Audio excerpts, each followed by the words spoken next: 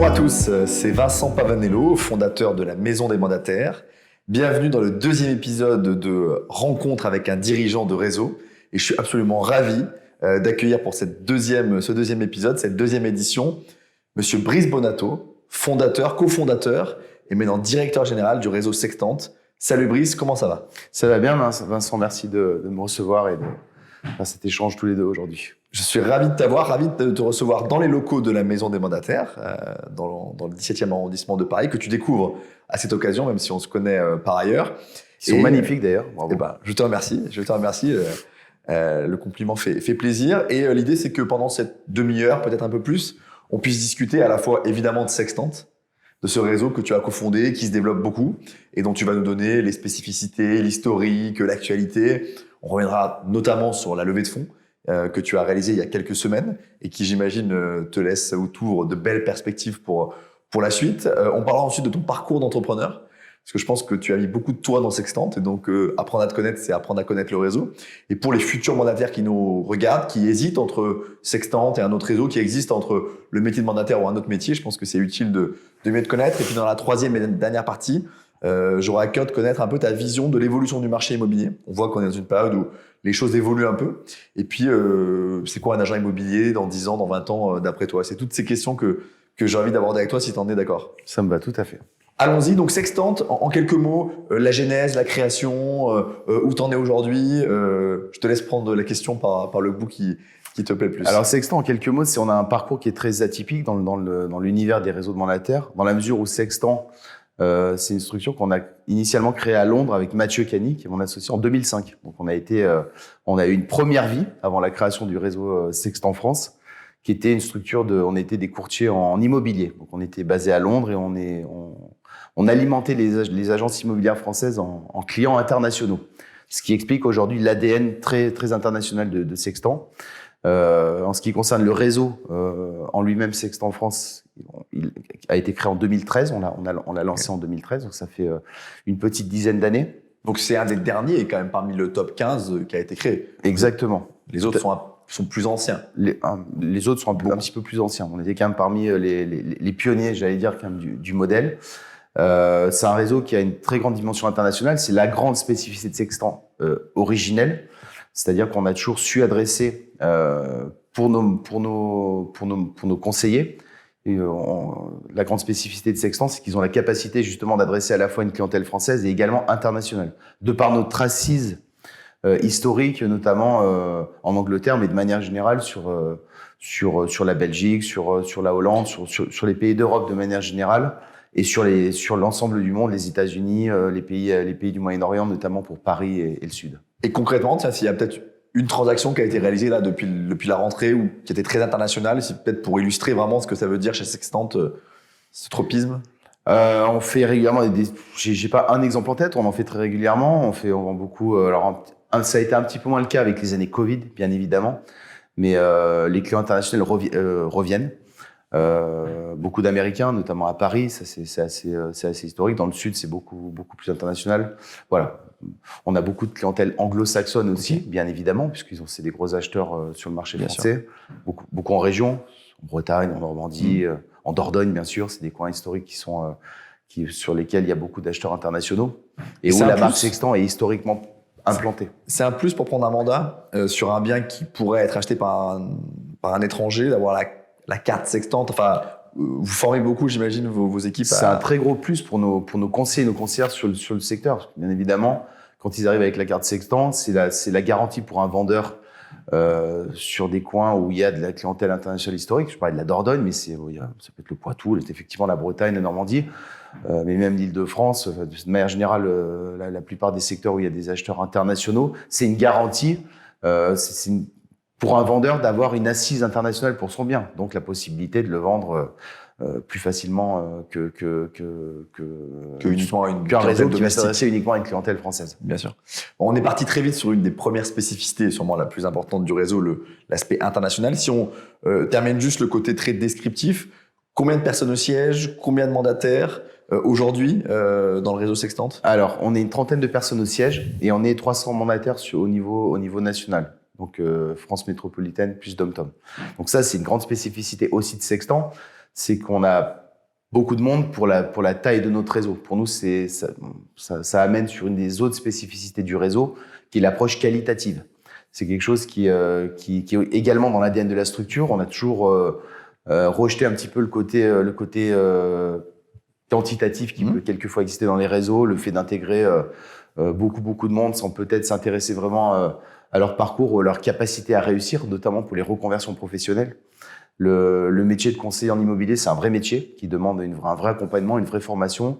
Donc c'est vrai qu'on a cette sélectivité historique qui fait qu'on a un peu un filtre à l'entrée pour s'assurer que les profils qui souhaitent nous rejoindre ont les capacités de réussir. Donc il y a plusieurs entretiens. Je parle personnellement à tous les conseillers ou conseillères qui souhaitent rentrer dans le réseau pour donner ma validation finale pour m'assurer que ceux qui nous rejoignent ont le profil déjà pour réussir, parce qu'il faut un profil quand même particulier. Il faut une dimension commerciale, il faut avoir envie faut avoir cette fibre-là. Et puis à l'inverse, c'est aussi la raison pour laquelle on a beaucoup de monde au siège, c'est qu'on met beaucoup l'accent sur la qualité des formations. On a un vrai accompagnement, on a une formation initiale bien entendu, mais on a également mis en place quelque chose qui est unique en France, qui s'appelle le Success Management. C'est-à-dire qu'on a du coaching personnalisé du siège pour chacune des personnes qui nous rejoignent et qui dure 4 mois. C'est-à-dire que pendant 4 mois, en plus du parrain ou de la marraine locale qui va accompagner la reconversion sur le terrain, on a une personne au siège qui va coacher au quotidien ces nouvelles recrues pour s'assurer de la qualité de la montée en puissance. Et cette personne au siège, donc qui coach au quotidien, en plus du parrain, le nouveau mandataire qui vient d'arriver dans le réseau, elle suit combien de mandataires? Enfin, peut-être pour que ce soit très concret pour les gens qui rejoindraient demain Sextante, c'est quelqu'un qui peut vraiment appeler régulièrement. Enfin voilà, dans quelle mesure l'accompagnement il est vraiment poussé? Alors il est poussé. Alors il y a un accompagnement. Donc il y a un accompagnement. Alors on a ce qu'on appelle success manager, parce qu'on en a recruté avec le développement du réseau pour s'assurer justement que la disponibilité par reconversion elle soit maximale et que l'accompagnement soit de qualité et que tout simplement les gens qui nous rejoignent réussissent leur reconversion rapidement, rentrent des mandats, fassent des ventes et commencent à avoir des encaissements qui leur permettent de pérenniser l'activité. Donc concrètement, on a des formations de 10-15 personnes toutes les 3 semaines, ce qui permet vraiment d'absorber et de suivre ces reconversions. Et vous sentez que ça améliore le taux de réussite de ces personnes en reconversion déjà avec le recul que vous avez? Alors c'est radical. C'est radical. C'est radical. Depuis qu'on l'a mis en place, on a de manière très concrète, les reconversions démarrent beaucoup plus vite, rentrent beaucoup plus vite des mandats, prennent confiance plus rapidement, ont tout de suite un interlocuteur quand ils ont besoin d'accompagnement sur tel ou tel sujet métier. Donc oui, on se rend compte que ça fait baisser radicalement notamment le taux le turnover qu'on avait sur les reconversions, qui est une réalité du marché. Pourquoi? Parce que les 6 premiers mois dans ce métier-là sont cruciaux dans la capacité à pérenniser l'activité ou pas. Et c'est vrai que cet accompagnement, ce marquage à la culotte, un peu comme on dit au foot, il a vraiment permis d'une part de fidéliser les personnes qui nous rejoignent, de leur donner accès à la réussite, et d'autre part, on se rend compte que c'est beaucoup plus rapide quand il y a un type d'accompagnement que quand on a une formation qui est plus classique. Donc les spécificités, on a abordé l'international et tu l'abordes en premier, ça veut bien dire que c'est un des marqueurs très forts. Deuxièmement, la sélection qui est un peu différente des autres réseaux et la formation initiale dont on sent que pour vous c'est un gros investissement, et quand tu disais 30 personnes au siège pour 300 mandataires, ça fait 1 pour 10, qui est effectivement un ratio bien supérieur à ce qu'on peut voir dans d'autres modèles de réseau. Peut-être pour t'interroger sur les outils que vous mettez à disposition. Alors, c'est une excellente question. Et peut-être aussi aborder le fameux sujet du prix du pack pour que ce soit aussi transparent, même si les gens qui nous écoutent savent que toutes les informations sont disponibles sur le comparateur sur notre site de la Maison des Mandataires. Mais le pack et puis les outils, les accès au portail, dans lequel j'imagine il y a aussi des spécificités dans le réseau Sextante. Alors, c'est une excellente question. Effectivement, les 3 spécificités. Il y a la dimension internationale historique. Alors, j'ai beaucoup parlé de reconversion, mais on a aussi beaucoup de pros qui nous rejoignent. Okay. C'est quoi la répartition? Tu as une idée aujourd'hui? Aujourd'hui, on est à peu près à, je vais dire, on doit être à 60-40, 60% de reconversion, 40% de pros. On est historiquement un réseau de professionnels. 40% de pros, le marché est plutôt à 15-20. Ouais. Il y a plus on de est historiquement un réseau de pros. On a recruté uniquement des professionnels pendant de très nombreuses années, parce qu'on voulait structurer, notamment au niveau national, on voulait structurer pour pouvoir, dans le cadre des reconversions, pouvoir offrir un parrain ou une marraine. Donc pour nous, c'était très important cette partie-là. Donc on a ouvert les reconversions en 2018, ce qui fait qu'on a ce ratio qui est un peu plus important. On a aussi beaucoup de professionnels qui nous rejoignent justement pour cette spécificité, notamment internationale, puisque aujourd'hui, le marché est concurrentiel. C'est très important d'avoir des axes différenciants quand on prospecte, quand on veut rentrer du mandat et faire du chiffre. Cette dimension-là, elle est unique sur le marché des mandataires. Ça, c'est très apprécié.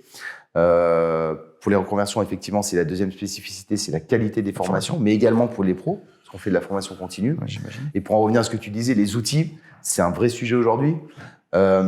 Jusqu'à il y a quelques années, il y avait un réflexe un peu d'internaliser tout le développement des outils, ce qui se faisait sur le marché. Aujourd'hui, on a la chance d'avoir un écosystème PropTech français qui est juste fantastique. On a des startups qui... Tu bosses avec qui, par exemple, s'il y a un ou deux exemples à citer, peut-être J'ai beaucoup d'exemples en tête. Si j'en ai un seul à citer, ce serait MyNotary, par exemple. Ok. On vient d'ailleurs d'intégrer au sein du réseau. Peut-être si tu peux expliquer en 2 mots MyNotary pour les gens qui nous MyNotary, écoutent. ça permet de digitaliser toutes les prises de mandat, toutes les signatures électroniques, notamment aujourd'hui, qui sont... ça permet vraiment d'avoir des outils qui sont très, très mobiles. Et ça, quand je suis mandataire Sextant, j'ai accès à MyNotary, ça fait partie du pack. Ça fait partie du pack à partir de... Voilà, on vient juste de l'instancier. Donc oui, ça faisait partie des demandes qui étaient récurrentes. Aujourd'hui, l'agent est de plus en plus digitalisé, on va y revenir tout à l'heure. Mais pour en revenir sur les outils, on a toujours mis un accent important sur la qualité des outils qui étaient proposés, tout simplement parce que, de manière très pragmatique, un conseiller ou une conseillère aujourd'hui sur le marché, il a besoin d'avoir un environnement digital qui soit optimal pour pouvoir se concentrer sur l'essentiel, qui est justement la dimension commerciale, la prospection, la vente, la création de valeur et de chiffre d'affaires. Donc toute cette promesse au niveau des outils, on l'a toujours eu. Mais c'est vrai que l'écosystème aujourd'hui, on a fait le tour, par exemple, sur les derniers mois qui viennent de passer, notamment suite à la levée de fonds qu'on a fait, qui nous permet de pouvoir Tu me fais la transition. On y reviendra plus tard, mais ça nous permet d'avoir accès à des outils qui sont fantastiques. On a fait le tour de toutes les startups de la PropTech qui proposent des outils aujourd'hui. Et c'est vrai que on a ouvert les yeux sur un écosystème qui est juste qui est incroyable. Il y a beaucoup d'outils, tout est disrupté. Il y a beaucoup de possibilités aujourd'hui pour faciliter le métier. Le métier est en train d'ailleurs de transiter, est beaucoup plus digitalisé qu'il l'était encore il y a 5 ou 10 ans. Donc voilà, on a beaucoup braqué aussi sur la qualité des outils qu'on offre à nos conseillers, à nos conseillères. Donc tu l'as abordé, c'est la dernière question de cette première partie que je veux te poser. Une levée de fonds, alors pour être très clair, un investisseur extérieur ayant confiance dans ton entreprise a décidé d'y investir 5 millions d'euros, puisque le chiffre a été rendu public. La question, c'est peut-être de dire, c'est quoi les ambitions qu'il y a derrière cette levée de fonds en termes de développement, de nombre de mandataires, de chiffre d'affaires, que sais-je. J'imagine que c'est aussi pour digitaliser, tu l'as déjà dit, on y reviendra plus tard, mais c'est quoi l'ambition de Sextant dans les prochaines années derrière, ambition qui est forcément liée à cette levée de fonds? Alors, c'est une très bonne question. Alors, on est très content de cette levée de fonds, on y a beaucoup travaillé. Il faut savoir, pour les lever, il y a beaucoup d'appelés et peu d'élus au final. Je pense que tu connais un peu l'écosystème. Je pense qu'on a séduit les investisseurs, notamment de par l'approche qualitative qu'on a du métier. Une fois de plus, on pérennise l'activité. On attache beaucoup d'importance à l'humain. On a toujours mis l'humain au centre de nos préoccupations. Pour nous, la réussite notamment des personnes en reconversion chez nous, la réussite de nos conseillers de manière générale, c'est une obsession chez Sextant. Donc pour nous, je pense que c'est ce qui a séduit les investisseurs qui ont décidé de nous accompagner dans le développement de la structure. Alors c'est un investissement minoritaire, c'est extrêmement important de le dire.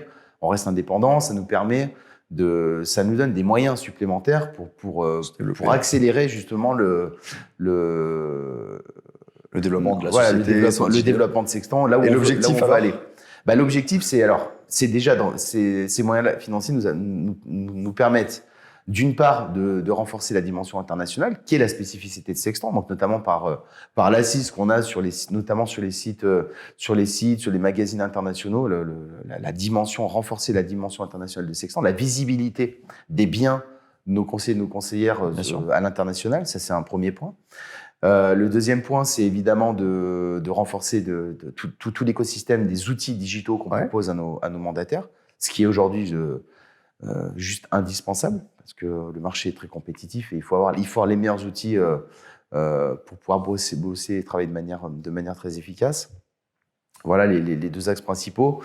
Je dirais que le troisième axe, ça va être de développer évidemment l'assise du réseau, notamment au niveau du développement, du recrutement, les secteurs sur lesquels on est moins présent. On accompagne aussi beaucoup nos mandataires, nos conseillers, sur la constitution de leurs équipes. C'est une spécificité Sextant. Nos mandataires ont la capacité de sélectionner leurs équipes. Ouais. La grande spécificité chez nous, c'est qu'ils ont le choix, à l'inverse de beaucoup de réseaux où il peut y avoir beaucoup de monde sur un même secteur sans vraiment qu'ils se connaissent. Nous, on contrôle le développement du réseau. Ça passe par les conseillers et les conseillères qui sont présents physiquement sur le terrain. C'est-à-dire qu'on n'impose personne. Toutes les candidatures qu'on a au sein du réseau rencontrent à minima un de nos conseillers, une de nos conseillères sur le terrain qui va donner ou pas son aval à l'intégration au sein du réseau. Donc, on implique complètement nos conseillers et nos conseillères dans la capacité d'intégrer ou pas. Ce qui fait qu'on a des équipes très solides qui s'entendent bien et on évite l'écueil classique de beaucoup de réseaux où il y a beaucoup de les gens se connaissent pas, se travaillent pas intelligemment ensemble, sont trop sur un secteur, ce qui est un peu aujourd'hui le gros problème sur le marché qui est quelquefois un petit peu saturé. Donc il y a cette maîtrise du développement. C'est clair, je te remercie pour cette première partie. Je te réinterrogerai sur la valeur dont tu viens de parler, de conseillers plus impliqués dans le recrutement, et je pense que c'est intéressant. Merci pour cette présentation de l'historique, de l'ambition, et puis du présent et de l'actualité brûlante de Sextant. Et je vous retrouve dans quelques instants pour une deuxième partie, où Brice, tu nous parleras de ton parcours d'entrepreneur et de comment ta culture d'entrepreneur infuse auprès des 300 entrepreneurs qui travaillent dans ton réseau. À tout de suite. Ravi de vous retrouver donc pour la deuxième partie de cet entretien que j'ai le plaisir de mener avec Brice Bonato, cofondateur, directeur général du réseau Sextant, que tu viens nous présenter dans la première partie. Et je pense que les gens qui se posaient des questions ont plein de réponses sur votre historique, votre actualité, vos perspectives de développement qui sont ambitieuse, c'est le moins qu'on puisse dire. Dans cette deuxième partie, je vais m'adresser plus à Brice, l'entrepreneur. Et la première question que je pose aux gens que j'interviewe sur ce format-là, c'est est-ce que tu as toujours été entrepreneur ? Si oui, pourquoi ? Quel a été le déclic ? C'est quoi ton rapport à cette façon de travailler et de créer son propre emploi ? Alors, c'est très personnel, évidemment, comme souvent dans les choix de vie qu'on fait. J'ai toujours été entrepreneur puisqu'à l'issue, j'ai fait une école de commerce et à l'issue de l'école de commerce, j'ai passé un an à New York où j'ai découvert un petit peu la mentalité anglo-saxonne, l'approche très très très entrepreneuriale qui existe aux États-Unis, qui m'a beaucoup plu. J'ai été diplômé de mon école et immédiatement derrière, je suis parti en Angleterre sans avoir de poste offert ou autre. J'avais vraiment cette envie d'entreprendre. Mon père était entrepreneur, mon grand-père était entrepreneur. Donc ça coule un peu dans les veines aussi, comme souvent chez les indépendants ou chez les entrepreneurs, cet aspect-là. Donc voilà, on a monté Sextant avec Mathieu en 2005, donc une année après être diplômés tous les deux. Mathieu qui est mon associé, qui est un des deux cofondateurs, Mathieu Cani, qui lui aussi venait d'un milieu d'entrepreneurs, donc les chiens ne font pas des chats. Et on a monté Sextant Properties, qui est c'est ta première boîte, qui était la première structure, qui est toujours le holding de Sextant donc, France. Donc, il y a combien de temps ? Ou tu avais quel âge peut-être ? C'était en 2005 et j'avais 26 ans. Ok. Voilà, et Mathieu 27. Okay. Donc on a monté Sextant, donc c'était mode start-up, comme en partant de scratch. Et on a monté Sextant, qui était la première structure où on était une structure on était déjà dans l'immobilier, c'était notre passion à tous les deux. On a monté une structure d'apporteurs d'affaires aux agences immobilières françaises. Ce que tu nous expliquais en première partie. Voilà, donc on était déjà dans l'industrie dans laquelle on est aujourd'hui, il y a 17 ans. Et depuis, on a développé. On est rentré par cette porte-là. On a bien développé la première structure, Sextant Properties, qui marchait très très bien. Les premières années en Angleterre, on envoyait des centaines de Britanniques toutes les semaines en France. En 2007-2008, on était le plus gros apporteur d'affaires de Britanniques sur le marché français. Donc ça a été notre axe. C'est là qu'on a commencé à découvrir le milieu de l'immobilier français, de la transaction immobilière de Londres. C'est aussi là qu'on a développé notre approche très anglo-saxonne du métier. C'est de là d'où vient notre obsession de la satisfaction client dans ces univers-là. La satisfaction client en Angleterre, aux États-Unis, dans le monde anglo-saxon de manière générale, elle est centrale. Et nous, ça a toujours été ce qui a drivé notre façon de développer l'entreprise. Voilà. Donc ça a été la genèse du projet. On a observé après la crise financière 2008-2009 que le marché évoluait. À partir de 2010, oui, c'était les premiers aussi, vraiment. Il y a eu des réseaux avant, mais c'était là où les réseaux monétaires ont commencé vraiment à se développer. T'as enclenché avec le réseau comme on le connaît aujourd'hui. On était beaucoup en contact avec des conseillers immobiliers puisqu'on travaillait avec eux en leur envoyant des clients. Moi, je discutais beaucoup avec eux et il y avait, je voyais bien qu'il y avait ce mouvement qui se faisait des agences traditionnelles vers les réseaux de mandataires, notamment des conseillers. Donc ta deuxième boîte, tu as pu la développer parce qu'il y avait la première boîte. En tout cas, c'était bien et ça c'est intéressant je trouve dans ton parcours. Et il y a un fil conducteur. Il y a une vraie logique de développement et de groupe. Et sur les qualités pour toi d'un entrepreneur, les tiennes, mais aussi les qualités que tu as vues chez d'autres entrepreneurs, peut-être aussi sur une différence entre ce que tu as vu à Londres et ce que tu vois en France, parce que beaucoup de gens qui nous écoutent n'ont pas eu la chance que tu as eue ou l'opportunité que tu as créée d'aller travailler sur ces marchés-là. Moi, il se trouve que j'ai aussi travaillé un peu sur ces marchés anglo-saxons. C'est pas les mêmes profils. Voilà, c'est quoi pour toi les bonnes qualités d'un entrepreneur et est-ce qu'il y a une spécificité sur ce que tu as vu à Londres? Et je suis sûr que ça peut inspirer les gens qui nous écoutent. Alors, la grande spécificité de Londres, puisqu'on en parle par rapport à Paris, ce qui est beaucoup moins le cas aujourd'hui, c'était cette appétence à l'entrepreneuriat qui existe dans les anglo-saxons, qui est dans leur ADN. Ça l'était pas forcément en France il y a encore 10 ou 15 ans. C'était aussi une des raisons pour lesquelles je suis parti en Angleterre, parce que c'était un milieu qui était fait pour les entrepreneurs. Aujourd'hui, en France, il y a de plus en plus d'entrepreneurs. Les gens veulent de plus en plus entreprendre, être indépendants. Donc je dirais que les qualités qu'il faut pour être un entrepreneur, c'est la résilience, c'est le travail, c'est la passion. Et c'est ce qu'on essaie de transmettre aussi à nos entrepreneurs, qui sont les conseillers sextants. Je les ai souvent au téléphone et c'est souvent les discussions qu'on a d'ailleurs, puisque c'est des métiers où il faut beaucoup de résilience, beaucoup de travail, il faut aimer ce qu'on fait. Je dirais que c'est des actes fondateurs pour pouvoir pérenniser et s'éclater dans ces métiers-là, parce que c'est des métiers passion avant tout. Tu as parlé de la crise de 2007-2008, qui, comme tu l'as dit, a eu un impact sur ton business à l'époque. Au-delà de ce cas précis, qui est bien documenté maintenant sur cette crise-là, qu'est-ce que ça t'a appris en tant qu'entrepreneur de se dire, à un moment donné, le marché peut être moins bon pendant 2-3 ans, il faut s'y préparer? Ça nous a appris l'agilité. L'agilité, aujourd'hui, elle est extrêmement importante dans n'importe quelle industrie ou n'importe quel métier. Il faut savoir bouger rapidement, savoir innover, savoir en permanence faire de la veille de marché, voir quelles sont les évolutions, comment le marché évolue, quelles sont les habitudes. Il faut être très, très mobile, beaucoup plus qu'il y a même 10 ans en arrière. Je ne parle même pas d'il y a 40 ans, quand on avait un métier, on avait le même toute sa vie. Aujourd'hui, les choses bougent très vite, accélèrent. Donc, il faut être de plus en plus mobile, et beaucoup d'innovation. Et ça change quoi pour les mandataires aujourd'hui? Quelqu'un qui te... Allez, il se trouve que là, on est dans une période, on en parlera dans la troisième partie, où le marché semble un peu moins dynamique. J'imagine que comme tous les patrons de réseau, tu as des mandataires qui t'appellent en te disant comment il faut se préparer à un marché un peu moins puissant. Est-ce que tu te sers de ton expérience de 2007 pour les conseiller? Et si oui, comment tu les aiguilles, comment tu les orientes? Bien sûr, c'est une excellente question. Effectivement, quand les marchés deviennent un peu plus compliqués, il faut avoir cette agilité dont je parlais. Il faut... alors, la chance qu'on a sur le marché de l'immobilier, c'est que c'est des marchés qui sont quand même très, très solides. C'est pas des marchés, ce que j'appelle des marchés effets de mode, où il peut y avoir beaucoup de business un jour et zéro le lendemain. Il y a des hauts et des bas comme dans tous les marchés. Ça reste des marchés qui sont très soutenus. On a fait un record historique l'année dernière de vente au niveau national. Même si le marché se calme un petit peu, je dirais que le marché revient à des niveaux un peu plus raisonnables. Donc il y a de la place de toute façon pour tout le monde. Après, tu rassures, comme dans tout. Tu rassures. Rassurer, conseiller, effectivement. Il y a des façons différentes d'aborder. Et c'est des techniques différentes à mettre en place dans un marché plus difficile? Il y a des techniques, il y a des connaissances à avoir, notamment sur un marché de vendeurs. Aujourd'hui, on est sur un marché de vendeurs.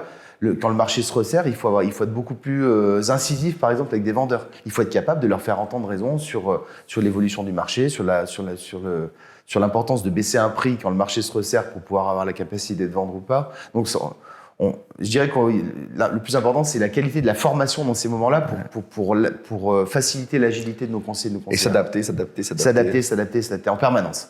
De toute façon, comme on est en Angleterre, if there's a way, if there is a will, there is a way. Voilà, exactement. Donc, c'est ce que disait en France, il disait que s'il y a une volonté, il y a une voie. Voilà. Il y a toujours une façon de rebondir. C'est juste l'approche qui doit changer. Et ça passe par la formation qu'on propose en continu suivant les évolutions de marché.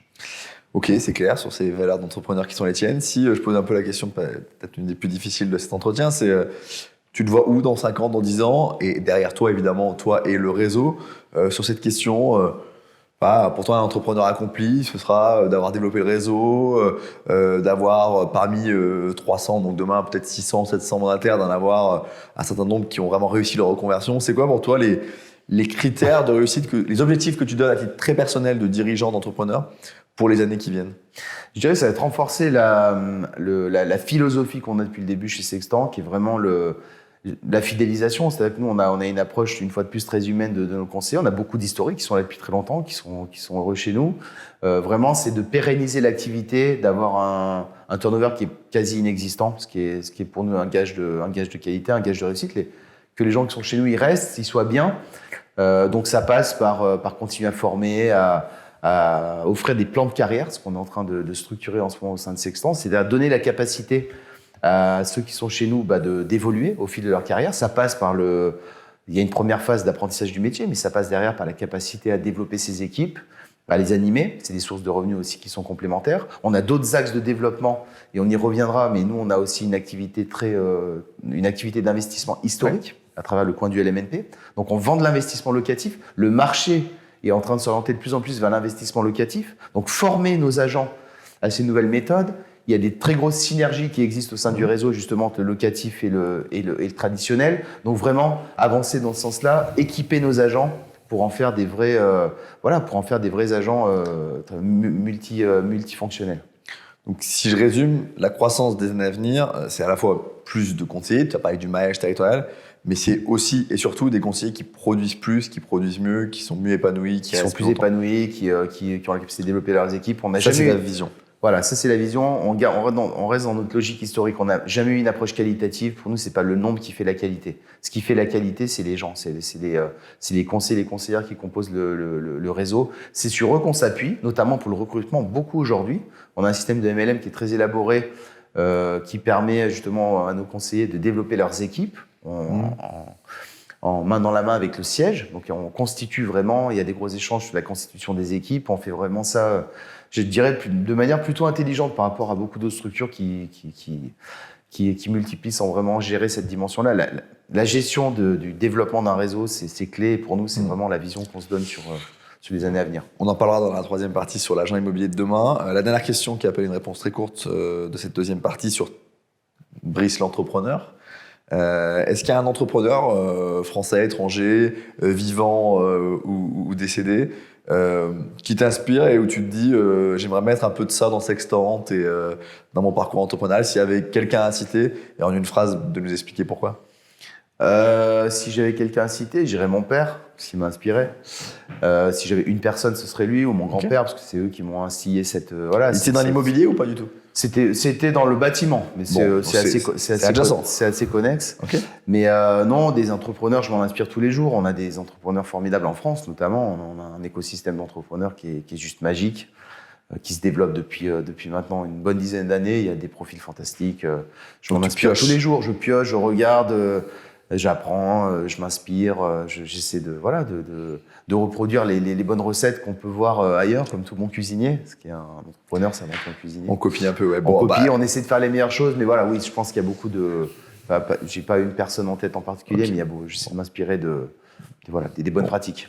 Je sais que tu es déjà lecteur de notre newsletter, mais j'invite ceux qui ne le sont pas encore à s'inscrire, puisque quasiment toutes les 2-3 semaines, on partage en général une vidéo d'un entrepreneur un peu iconique qui partage ses trucs et astuces pour prospérer. Donc voilà, je sais que ça t'intéresse, mais ça intéresse aussi peut-être les gens qui nous écoutent.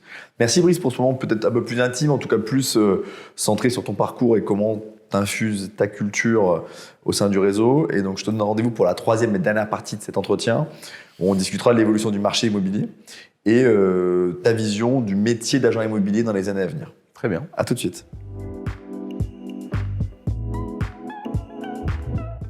Nous sommes de retour dans cette émission consacrée aujourd'hui à Brice Bonato, cofondateur, directeur général du réseau Sextant, que tu as bien écrit. Et j'ai bien aimé cette deuxième partie aussi de l'échange entre nous où tu as pu parler de tes valeurs d'entrepreneur. Un entrepreneur, il ressemble rarement à un autre entrepreneur. Donc, j'aime bien interroger les entrepreneurs sur leur parcours et puis ce qui leur paraissent être les clés pour réussir. Et quand on a un réseau de 300 entrepreneurs, c'est bien de se poser cette question et de savoir comment on les accompagne. Tu nous as donné quelques clés de lecture. Dans cette troisième partie, l'idée, c'est à la fois de t'interroger sur le marché immobilier. On fait cet entretien début mai 2022, je précise, mais en tout cas au début du mois de mai, donc après un premier trimestre dont on sera d'accord pour dire qu'il est moins dynamique que l'année 2021. Donc ça m'intéresse d'avoir ton avis là-dessus, sur ce qui s'est passé dans les 3 derniers mois, sur ce qui va se passer d'après toi dans les mois à venir, la hausse des taux, le fait qu'on est plutôt sur un marché de vendeurs, t'expliqueras peut-être ce que ça veut dire concrètement. Et puis ensuite, un mot sur, d'après toi, c'est quoi un agent immobilier, un mandataire dans les 5 à 10 ans à venir ? Et après, on devra se quitter puisque ça fait déjà un petit moment qu'on discute ensemble malgré tout l'intérêt et toute la richesse de notre échange. Donc sur ce marché, ce qu'on a vu depuis le début de 2022, ce que tu anticipes pour l'année, qu'est-ce que tu peux dire pour éclairer les gens qui nous écoutent ? Alors le marché est dans une phase intéressante puisqu'il se calme. Après deux années de folie immobilière, c'est ce qui s'est passé. Hein. Le marché était très très très dynamique. Il y avait beaucoup d'acheteurs sur le terrain. Pourquoi ? Parce qu'il y a eu l'effet post-Covid, tout simplement, où les gens ont pris le temps de réfléchir à leur vie, à leurs envies, notamment immobilières d'extérieur. Ce qui fait que le marché rural, notamment, s'est beaucoup développé. Tout ce qui est maison, en région parisienne, grande couronne parisienne, mais de manière générale, autour des grandes villes, dans toutes les zones périurbaines, mais même les zones très rurales, il y a eu beaucoup de ventes qui ont été faites. Donc forcément, le marché est en train de se calmer, ce qui est quelque chose de très positif au final. Ça saignait un petit peu, parce que les prix ont malgré tout augmenté, beaucoup augmenté dans certains secteurs, jusqu'à 20-30% dans certaines zones. Donc il y avait un besoin de retour à la normale, j'allais dire, qui était nécessaire. Donc on est sur cette phase-là. Le marché est en train d'atterrir. Okay. Il y a différentes raisons qui expliquent cela. Alors il y a eu effectivement la guerre en Ukraine. Il y a eu les élections. Il y a toujours un effet un petit peu de ralentissement dans ces périodes-là. C'est les taux de manière historique. Les taux bancaires remontent un petit peu. Même s'ils restent bas. Qui exclut quelques ménages, même s'ils restent très très bas malgré tout. Hein, ils restent en dessous de 2%. Mais ça exclut quand même malgré tout certains ménages. Peut-être juste pour profiter de ton expérience dans l'immobilier, toi le plus haut que tu aies connu les taux pour qu'on puisse comparer au taux actuel, juste avant la crise de 2007 ou les taux étaient plus autour de 5-6 points que de 1%. Ouais. Donc c'est vrai que quand les gens parlent de remonter des taux, malgré tout, ça reste 5-6 taux. Et tu n'es pas un homme préhistorique. Non, voilà. C'est récent. Mais sans même remonter aussi loin que ça, dans les années 70 ou 80, les taux montaient jusqu'à 18-19%. Voilà. Donc tout est une question de référentiel. Là, les taux, effectivement, remontent. Ils restent très, très bas. Mais la remontée des taux, mécaniquement, elle implique d'exclure quelques ménages, malheureusement. Ça, c'est la réalité du marché. Ce qui fait que le marché s'assainit. On a des niveaux de prix qui sont quand même hauts, voire très hauts, qui ont touché, à mon avis, leur maximum. Donc, du coup, voilà, il y a toujours une période un peu tampon où les ventes se ralentissent avant que les niveaux de prix se stagnent ou éventuellement baissent un petit peu, ce qu'on voit dans quelques secteurs. Mais tu parles plus de retour à la normale que d'inquiétude, de crise à venir. Donc tu es relativement serein sur le fait qu'on va rester quand même à un niveau de transaction dans les 3-4 années à venir. Ouais, j'ai aucune inquiétude à ce niveau-là. Alors effectivement, le marché se calme. Une fois de plus, pour moi, c'était nécessaire pour revenir sur ce niveau de prix qui soit juste raisonnable par rapport au marché historique. Une fois de plus, le marché de l'immobilier, c'est un marché qui est très solide, qui est très stable. Et historiquement, sur décennie après décennie, c'est un marché qui est très stable. Donc non, il n'y a pas d'inquiétude. Il y a des adaptations, une fois de plus, à avoir au niveau, notamment au niveau de l'éducation des vendeurs. Ça passe beaucoup par ça. Savoir leur expliquer les réalités de marché pour adapter les prix de vente aux capacités d'emprunt des acheteurs notamment. Et que cette rencontre se fasse et que les opérations continuent à sortir. Mais sur le marché immobilier, en tout cas sur les 2-3 prochaines années, j'ai absolument aucune inquiétude. Bon, j'espère que ça Les fondamentaux sont là. Les fondamentaux sont là, les gens veulent déménager, les gens ont des projets immobiliers comme jamais auparavant. Et l'envie, justement, pour finir sur le sujet, l'envie est toujours là, puisque nous, on le voit sur les niveaux des visites. Les visites sur le site Sextant France, mais on le voit aussi sur les visites de Se Loger, Le Bon Coin. Il reste très, très haut. C'est un bon point. Donc l'appétence des Français pour la pierre est toujours là. Bon, si vous ne faites pas encore de l'immobilier, si vous n'êtes pas encore mandataire, vous avez compris le message, allez faire de l'immobilier chez Sextant. On vous accueillera les bras ouverts. Exactement, mais en tout cas, il y a encore de la place. Sur ta vision de ce qu'est un agent immobilier, un conseiller immobilier dans les 5 ans à 10 ans. Je sais qu'il y a 2 sujets qui te tiennent à cœur, donc je t'oriente un peu vers cela. D'abord, pour toi, un conseiller immobilier, demain, c'est un conseiller immobilier qui peut créer sa propre équipe. Ça, je te laisserai peut-être nous dire ce qu'il en est. Alors oui, bien sûr. Alors ça disons que le métier a beaucoup évolué, tu as raison de le mentionner. Il a déjà beaucoup évolué sur les 5 et 10 dernières années par rapport au métier de négociateur immobilier, de conseiller immobilier traditionnel qui faisait principalement de la vente, de la prise de mandat et de la vente de biens immobiliers. Il y a cette notion qui est apparue dans certains réseaux, dont Sextant, qui est la capacité de développer, de structurer son équipe. Ce qui amène une source de revenus supplémentaire. Concrètement, quelqu'un qui nous rejoint au bout de 6 mois, 1 an, quand il a appris le métier et s'il souhaite développer une équipe, c'est-à-dire des collaborateurs de son secteur, les former, les animer et travailler main dans la main avec eux, il a cette capacité-là. Et il est de manière illimitée, il peut en avoir autant qu'il veut. Alors, on a un système de MLM Oui. qui permet d'avoir une redistribution sur les revenus de ces mandataires. Okay. Nous, il est dans un premier temps de 3 conseillers sur son premier niveau, ce qui lui permet déjà de former avec une possibilité d'ouvrir pour certains profils. Mais il y a, pour rester très, très, très simple dans l'explication, il y a la capacité de développer une équipe et surtout d'en tirer un revenu et de créer aussi également, ça a une valeur. Un fonds de commerce. C'est un fonds de commerce. Et alors, peut-être juste pour prendre un exemple concret sur ce sujet-là, j'arrive chez Sextant, je fais une première année où je commence à faire des ventes, je me dis que ce serait bien de faire une équipe, je recrute 3 personnes, qui elle-même recrute 3 personnes. Bref, au bout de 3-4 ans, j'ai une équipe, disons, d'une 50aine de personnes, ça peut être un scénario crédible, ou d'une 40aine de personnes. L'ordre de grandeur du revenu que je peux tirer de cette équipe-là, sur ce que tu as dans ton réseau, on parle de quoi? Quelques dizaines de milliers d'euros par an, parfois un peu plus. C'est des revenus qui peuvent être très conséquents, effectivement, de par le système de MLM qu'on a mis en place. Donc voilà, c'est l'avantage de ce modèle-là, c'est que d'une part, la création d'une équipe, elle amène du revenu, mais elle amène de la récurrence de revenus. Ce qui est un peu le sujet dans l'immobilier, c'est que même les très bons conseillers, ils peuvent faire des mois où ils ont plusieurs ventes et puis passer 1 mois ou 2 sans faire une vente. Donc, pour lisser un petit peu cette irrégularité de revenus, la récurrence des revenus, notamment avec la constitution des équipes, ça permet vraiment d'avoir une sérénité, notamment au niveau financier, un peu plus importante que quand on fait que de la transaction. Donc ça, c'est vraiment un point clé. Donc on a structuré un MLM qui est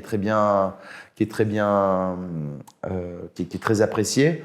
On accompagne également les reconversions, c'est-à-dire quelqu'un qui intègre dans son équipe une reconversion professionnelle, elle va la former pour la partie terrain. Il y a aussi l'accompagnement du success management dont je parlais, donc un vrai accompagnement, un vrai coaching personnalisé qui fait que c'est un triptyque en fait entre le coach, le success manager et le conseiller qui démarre, qui fait qu'il est complètement encadré, qui lui permet rapidement de prendre de l'envergure et de réussir et de cartonner. Dernière question, l'agent immobilier de demain, il est peut-être plus uniquement dans la transaction, dans l'ancien classique, ou plus uniquement, il en fera toujours évidemment, il y a 1 million de transactions par an, même un peu plus, donc il y a de quoi faire, mais peut-être dans 1 minute, si tu peux nous dire demain les autres métiers, et je sais que c'est des choses que vous développez chez Sextant, donc c'est une excellente question. Sur le 1 200 000 de transactions qu'il y a eu en 2021, il y a eu 35% de ces transactions, plus de 30 ou 35, c'est plus de 300 000 transactions en investissement locatif. C'est-à-dire que les gens qui achètent n'achètent pas pour y vivre, mais pour louer à des tiers. Exactement. Alors qu'avant, on était plutôt sur 15% des transactions qui étaient de l'investissement locatif. Ce 15 est devenu 35. Donc exactement. C'est un mouvement de marché.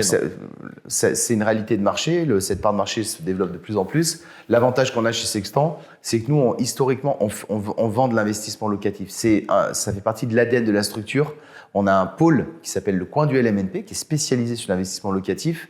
Et on a déjà des synergies au sein de Sextant entre nos mandataires et ce pôle-là, justement, qui permet à nos conseillers de vendre également du locatif. Donc, on est en train de développer cette dimension-là pour équiper les conseillers Sextant sur de la capacité, au-delà de la vente de transactions dans l'immobilier traditionnel, de leur donner la capacité d'accéder à la vente d'investissements locatifs. Ce qu'on fait déjà avec le coin du LMNP, ce qu'on est en train de développer aujourd'hui. Donc ça, c'est la grande spécificité du conseiller ou de la conseillère immobilier Sextant demain. Ça permet vraiment de se différencier des autres réseaux qui, eux, sont beaucoup plus mainstream, avec une activité principale sans vraiment de capacité de se différencier sur le terrain. Aujourd'hui, l'agent Sextant, il a cette double casquette-là qui lui permet vraiment qui lui facilite l'accès à la prise de mandat. La dimension internationale, la dimension investissement locatif. Et pour en revenir à ta question, pour moi, l'agent immobilier de demain, c'est l'agent augmenté. C'est l'agent immobilier 2.0, voire 3.0. Très digitalisé, avec une approche patrimoniale, c'est-à-dire la capacité avec un de ses clients, non seulement de lui trouver sa résidence principale, mais sa résidence secondaire, éventuellement de l'accompagner sur son investissement locatif. Le coach immobilier de la personne. C'est un vrai accompagnement sur mesure sur tous les sujets qui ont attrait à l'immobilier. Bon, c'est clair, c'est enthousiasmant, c'est ambitieux. Merci beaucoup Brice. On le cache pas, on s'entend bien par ailleurs. Donc j'étais vraiment ravi de t'avoir aujourd'hui comme invité. Partagé. Tu es le premier dirigeant à être interviewé dans ces locaux-là. Il en fallait un une fois de plus, qui sont qu'on est ravis. Merci. Magnifiques. J'invite tout le monde à venir découvrir la maison des mandataires. On a quasiment 20 000 personnes sur notre newsletter, donc n'invite pas tout le monde, s'il te plaît. Je crains que les voisins trouvent que ça fasse un peu beaucoup. J'étais ravi, je pense que c'était utile pour mieux connaître le réseau. Et juste un petit mot, je t'interromps, je suis désolé, mais je pense qu'effectivement, tu mentionnais la newsletter que tu produis toutes les semaines, et j'invite effectivement tous les mandataires ou les personnes qui souhaitent devenir mandataires en immobilier à s'inscrire à cette newsletter qui vraiment apporte du contenu sur le métier, sur ses forces, sur l'évolution du marché. C'est très bien écrit, c'est passionnant, et voilà, ça permet d'avoir une idée claire du marché. Merci pour cette promotion. On prend, franchement, on prend des preneurs. Vous aurez normalement le lien pour vous inscrire en dessous de la vidéo. Vous aurez le lien aussi qui dirigera vers le site Sextante, évidemment, pour que vous puissiez aller chercher plus d'informations. Je sais que Brice et ses associés sont très disponibles. Vous pouvez nous écrire pour avoir leurs coordonnées. On fera les mises en relation avec plaisir. Merci Brice. Merci pour ce moment passé ensemble. Et merci puis, Vincent. Je vous invite pour un prochain épisode de cette série Rencontre avec un dirigeant de réseau. Et puis Brice, moi je te dis à très vite. À très vite Vincent. Salut. Salut.